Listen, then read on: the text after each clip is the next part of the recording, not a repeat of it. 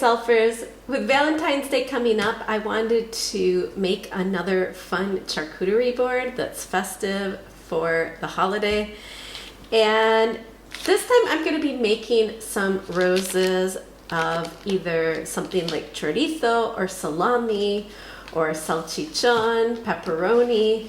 You can even do this with cheese, although it's a bit harder because you have to find a cheese that will bend without breaking or cracking, and you need something that's going to hold its shape.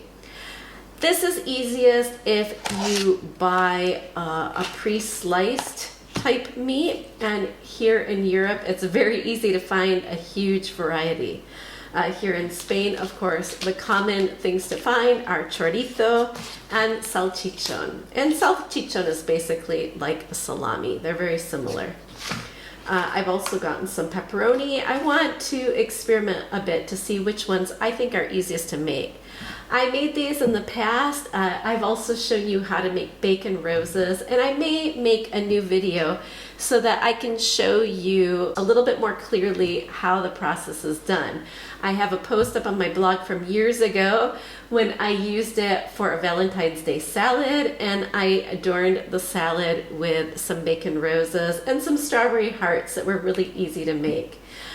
But these fun chorizo or salami roses are perfect for a charcuterie board. And I think it would be really fun if you could mix a lot of these different elements together.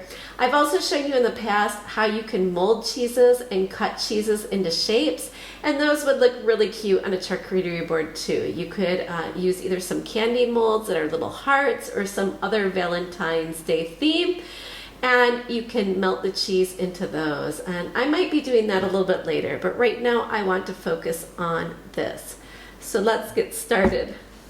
Actually, quickly before we get started, you don't really need any special tools for this, but you will want some sort of glass. For smaller type roses and flowers, you will be using like a shot glass. I brought this out. I'm not sure if this is going to work. I've never made a flower this big, but I do have this big slice of salchichon that I could theoretically make a bigger flower with that. So I might try it. We will see how experimental I am today. And the only other thing that you might want to have on hand, especially if you're going to be using cheese slices, is some sort of circular cutter. This is only if you are using something that's not relatively round. You know, these sausages, when they're sliced, you end up with round slices because obviously it's a long cylinder when it gets sliced. If you have something that's on the square side, it would look better if you were able to cut it into round shapes. So a type of round cookie cutter is great for that. Okay, now let's actually get back into making these. Okay, I'm going to start with the pepperoni, and because this is a pretty small slice, I am going to use the shot glass for this, and I will be making a little bit smaller rows here. Now, this is as simple as taking your pepperoni and folding it over the rim of the glass like that. And you are going to want to overlap and just keep going around the glass and make several layers. And these will be the petals. By doing this, you're making the inside and the outside of the rose all at once. I'm going to go around twice. I think for this small rose, that's pretty good. Maybe I can overlap this last piece right there. Now is the fun part. To get your flower, you just flip this over and then you pull this off. Now you can really shape this to get more of the form. These chorizo slicers, or this pepperoni, is so tiny that I could probably use an even smaller glass for this. As you can see that this one makes a very wide flower. But this is kind of fun because you could put something like a cheese dip or something inside of it. So I think this could be a lot of fun. Now we're going to try with a salami. It's not perfectly round, but that's fine. And now we're gonna do the same thing and go all the way around. Now I think this would have been actually fun on a larger glass if you did want to surround a dip or something. Then you could actually use one of these wider ones, and I think that would make a really cute pattern. If you want sort of like a cream cheese spread or something for your cheese platter, I think it would look really cute inside something like that. And this is so simple, so quick and easy. Now we're gonna flip it over. And you can kind of play with this to make it more of a closed rose. You can close up the inside a bit. And then you can just play with these. You could even cut some of these slices in half and add more petals just to the outside. Something like this.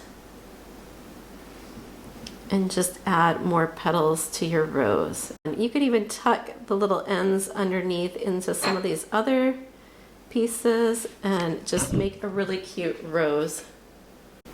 Now another way to do this is to overlap the pepperoni without a glass, and then you can roll it over onto itself. Now this is a bit trickier to try to keep this together, and you can just keep going around like this.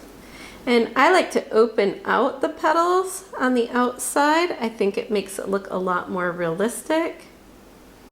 And there you go, another type of flower. And you can just keep adding more petals or stop whenever you want. But I think these are really pretty too. Here I added one toothpick in this direction, and I'm going to add another one in the other direction just to make sure everything is squared in there. And look how cute this is. Okay, now I'm going to try with a different type of cured meat that is popular here in Spain. This is called lomo. It's usually made with pork. I think this one is a turkey. I really more chose it because I liked the small size.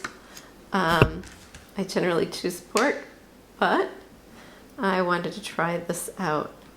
And I think I'm actually going to try taking it right from the package like this, where they're already overlapped, and see what happens when I try to fold this into a rose.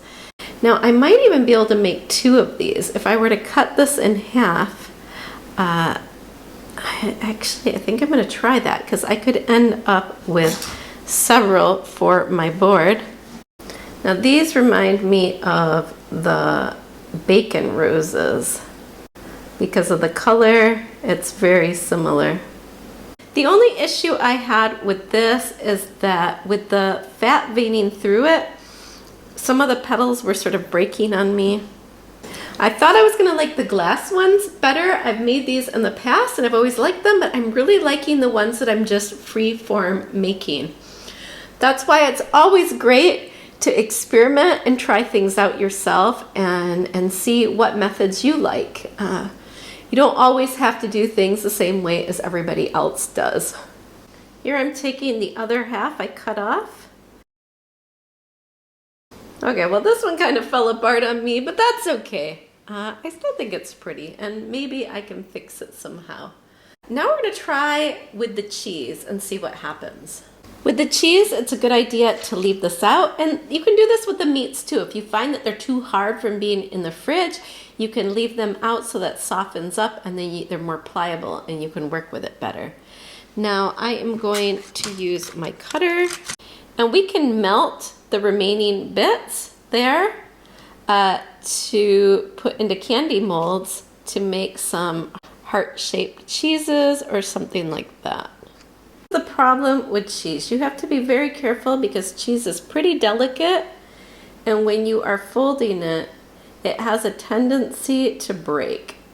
I'm actually thinking that this might work better to cut these in half and just roll it up.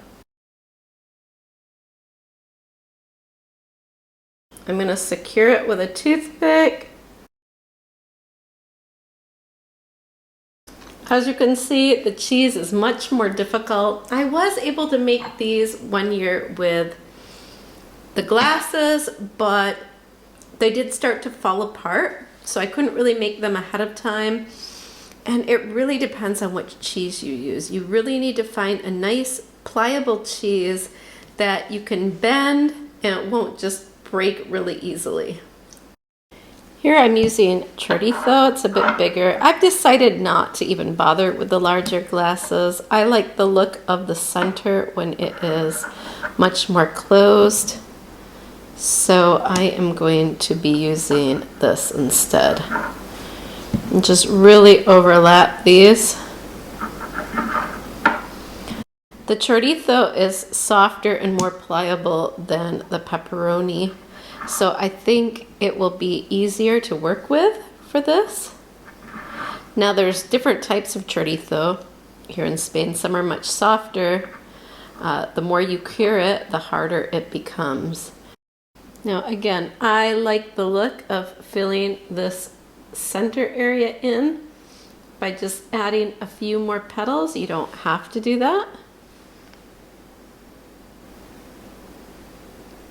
I just think it gives it a lot more full, realistic looking flower.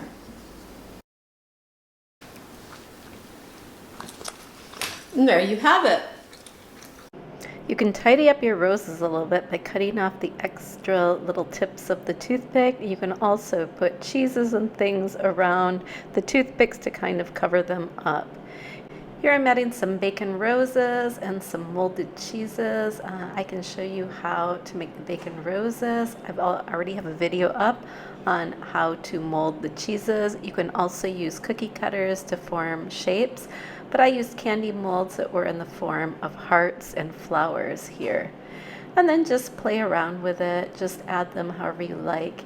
Here I used a little bit of sage to give some green color to my charcuterie board.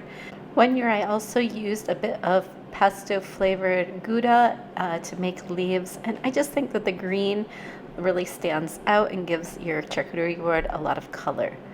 But have fun with it. I hope you have enjoyed this, and if you did, please give it a like, and I would love for you to subscribe for more videos like this one.